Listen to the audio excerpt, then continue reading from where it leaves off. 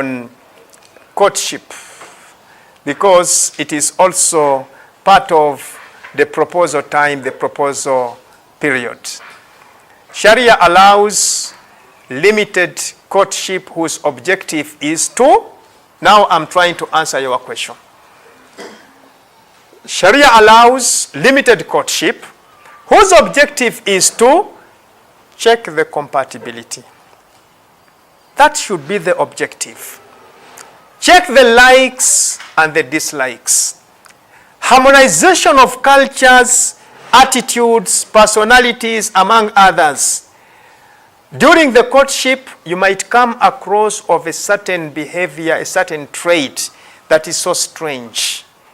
Once you know it during courtship, you also devise means of addressing it. That is, if you choose to go ahead with that person that you have proposed.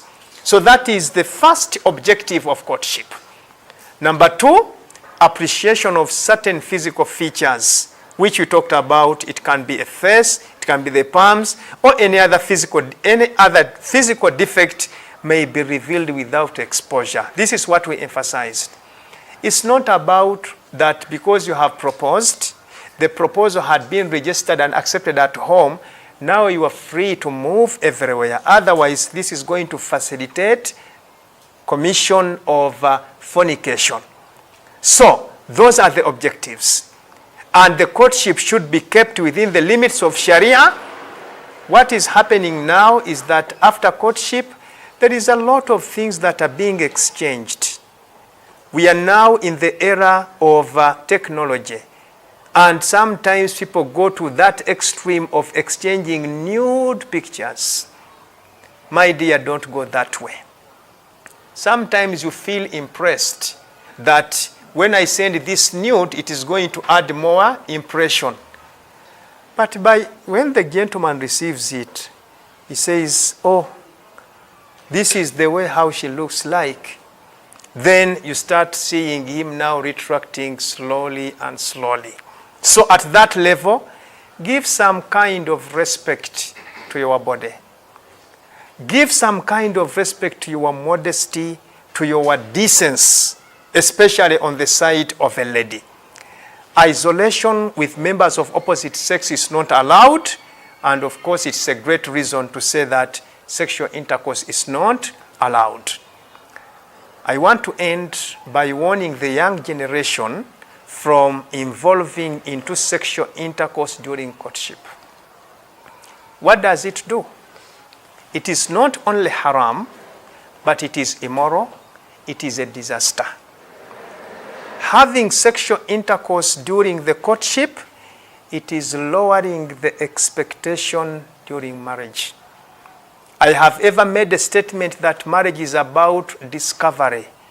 Once you allow yourself to be discovered before the right time, when the time comes, there is nothing to discover.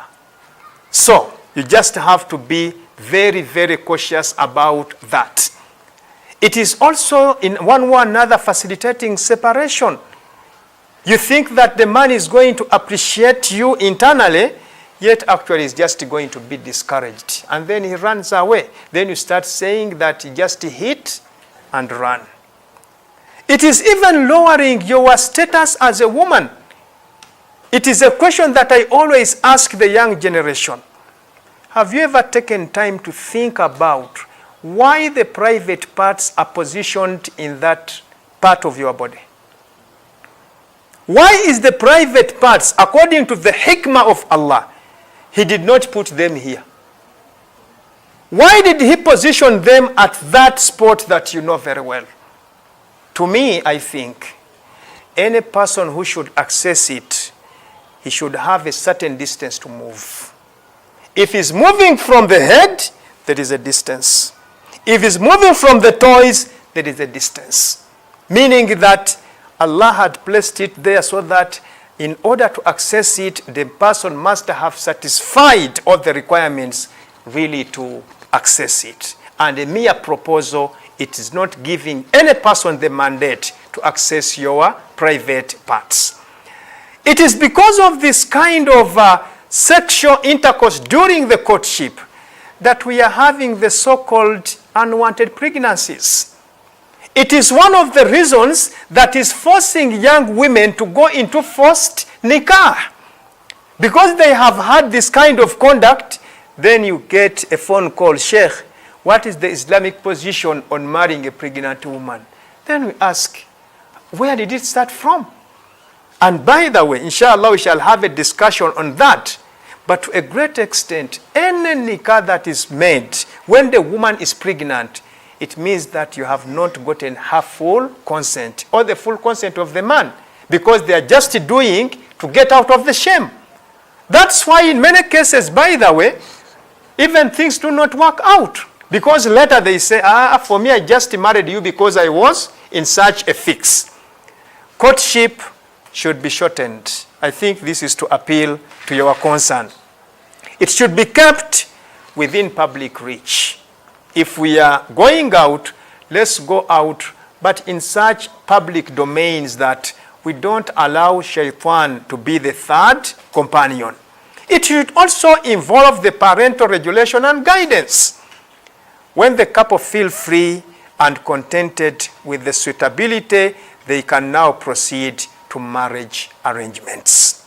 In other words, I feel that having given that kind of background about the proposal, about the marriage material, when you feel that now it is okay, now you can proceed and propose, and after proposal, keep it short.